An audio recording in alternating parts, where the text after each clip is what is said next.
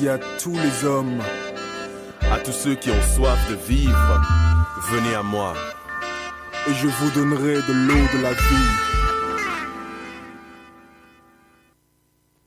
Voilà, c'était donc Soif de vivre, c'est Benajar. Puis on écoutera un troisième titre, là ça sera carrément Pierrot Batterie lui-même. Eh ben oui, il chante, eh ben oui, il produit, il chante, il fait tout. Oh, il fait plein de choses.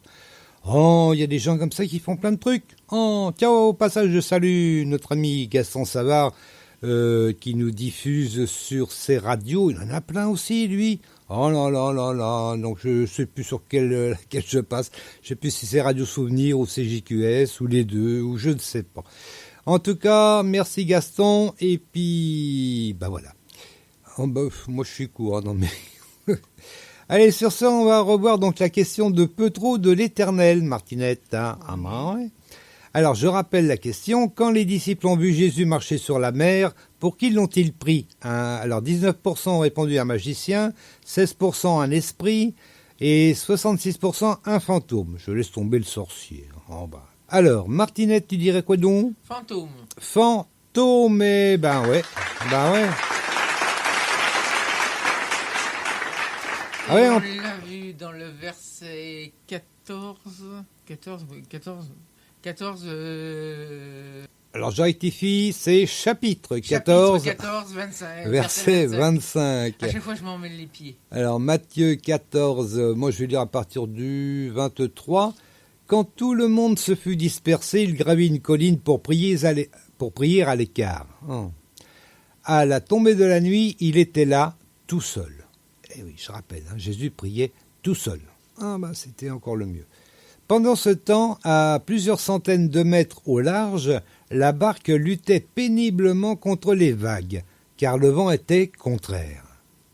Vers la fin de la nuit, Jésus se dirigea vers ses disciples en marchant sur les eaux du lac. Souvent on dit mer, mais en fait c'est un lac. Oui. C'est ça comme ça. Quand ils le virent marcher sur l'eau, ils furent pris de panique. « C'est un fantôme !» dirent-ils. Bon, je ne sais pas s'ils l'ont crié, mais bon. Oh, bah quand même, ça fait peur. Panique, c'est un fantôme, au secours. Ils se mirent à pousser des cris de frayeur. Oui, au secours, un fantôme. Jésus leur parla aussitôt. « Rassurez-vous, leur dit-il, c'est moi, n'ayez pas peur. » Il y a certaines traductions qui disent, ils marquent, « Rassurez-vous, je suis, n'ayez pas peur. » Donc certains ont rapproché le « je suis » de Jésus, etc. Voilà, c'est la théologie, je ne vais pas m'en mêler du tout. Non, même si on me le demande gentiment, non, je ne ferai pas. Et puis voilà. Et puis c'est tout. Voilà. Donc effectivement, ils ont pris Jésus pour un fantôme. C'était dans Matthieu chapitre... J'ai dit, oui, 14, verset 25 à 27. Lisez le chapitre, même carrément. Voilà. Vous arrêtez pas juste à un verset. C'est que souvent, on donne un verset. Moi, j'aime pas. Moi, dans la pensée du jour, je donne toujours un chapitre. Je dis pas le verset. Vous avez qu'à lire. Et puis voilà. Et attends, on va pas se laisser faire, non? Bon. Non, en plus, c'est intéressant à lire la Bible. Attendez. Enfin, tout de même. Voilà, sur ce, on va se réécouter donc un troisième titre. Cette fois-ci, donc, c'est Pierrot Batterie en personne. Et le titre, c'est justement Personne comme Jésus. Allez, c'est parti. Pierrot Batterie, on se retrouve juste après. J'ai pas le temps de parler.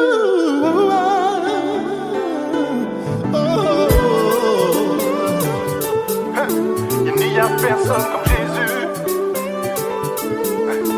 Il n'y a personne comme Jésus. Il n'y a personne comme Jésus. Yeah. Écoute ça.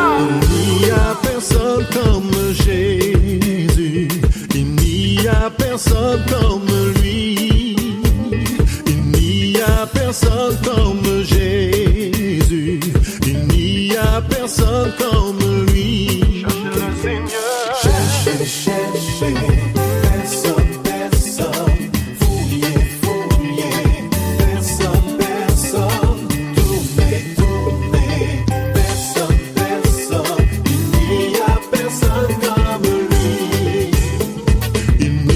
Personne comme Jésus. personne comme lui. Il n'y a personne comme Jésus. Il n'y a personne comme lui. Cherchez le Seigneur. Cherchez, cherchez. Personne, personne. Fouillez, fouillez. Personne, personne. Tournez, tournez. Personne, personne. Il n'y a personne comme lui.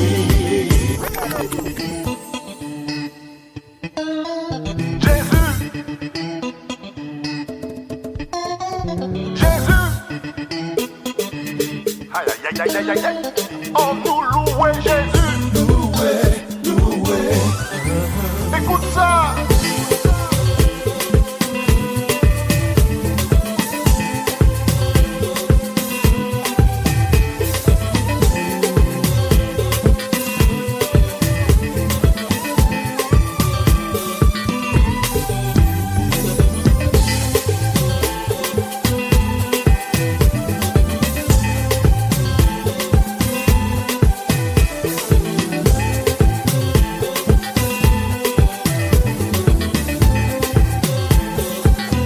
Cherchez le Seigneur. Personne. Fouillez. J'ai tourné. Personne.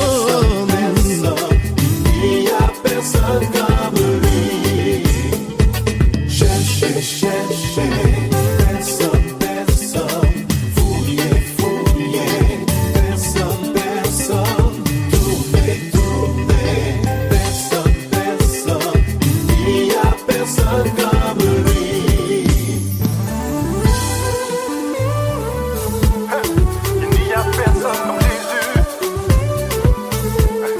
Il n'y a personne comme Jésus. Il n'y a personne comme Jésus. Yeah. Et non, il n'y a personne comme Jésus. J'aime bien, moi, cette adaptation de Personne comme Jésus. Ça donne envie de danser, de chanter, de sauter. Bon, ah bah vous lisez, lisez aussi l'Ancien Testament. Hein. Vous arrêtez pas toujours au Nouveau Testament. Il y a l'Ancien Testament. Vous verrez, les gens, ils dansent, ils chantent, ils sont joyeux. Attendez, des fois j'entends des chansons, mais elles sont tristes. Oh là là là là. Enfin bon, ça c'est mon avis. Après, bon, chacun aime ce qu'il veut aimer. Hein. Attendez, bon. Et puis, bah sur ça, on arrive à la fin de l'émission.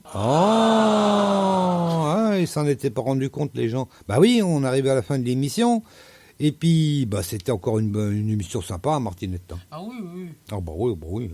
Dommage, Gaston, il vient pas participer. Il pourrait s'il voulait. Mais il veut pas. Oh, le Gaston. Gaston, il est paresseux, il est paresseux. Bah oui, c'est comme ça, qu'est-ce que tu veux.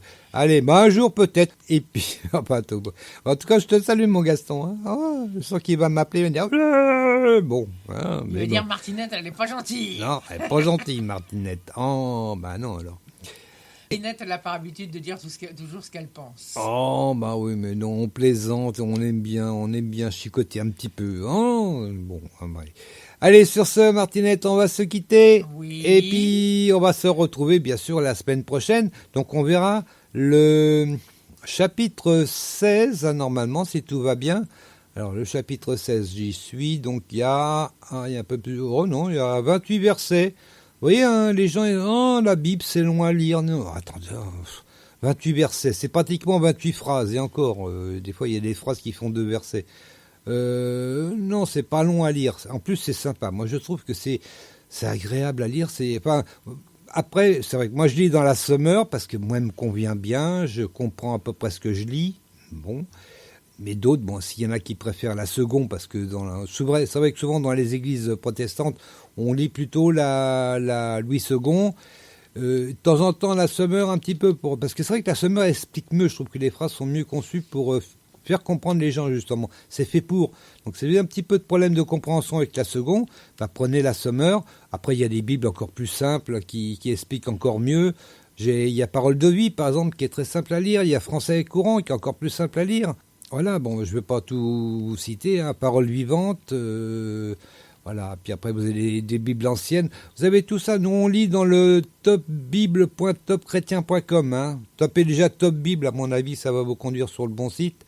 Et puis ensuite vous choisissez ce que vous voulez lire. Je rappelle que là pour l'instant on est dans Matthieu, on a vu le 15, la semaine prochaine on verra le 16, donc n'hésitez pas à le lire dès maintenant. Hein, pourquoi pas. Attendez. Et puis vous verrez, c'est bien écrit, c'est simple à lire. Attendez. Moi je vous conseille la Summer, personnellement, hein. Surtout si vous n'avez pas l'habitude de lire la Bible souvent, ou même que vous la découvrez, parce que y a des auditeurs qui découvrent la Bible en nous écoutant. Mais c'est bien, c'est tant mieux. Moi, je suis content. Oui. Voilà. Et puis, donc dans le chapitre 16, on verra donc les pharisiens et les sadducéens demandent un signe miraculeux. Ils n'arrêtent pas d'en avoir, mais ils en demandent quand même. Le levain des pharisiens et des sadducéens. On verra de quoi ça parle. Pierre déclare que Jésus est le Messie.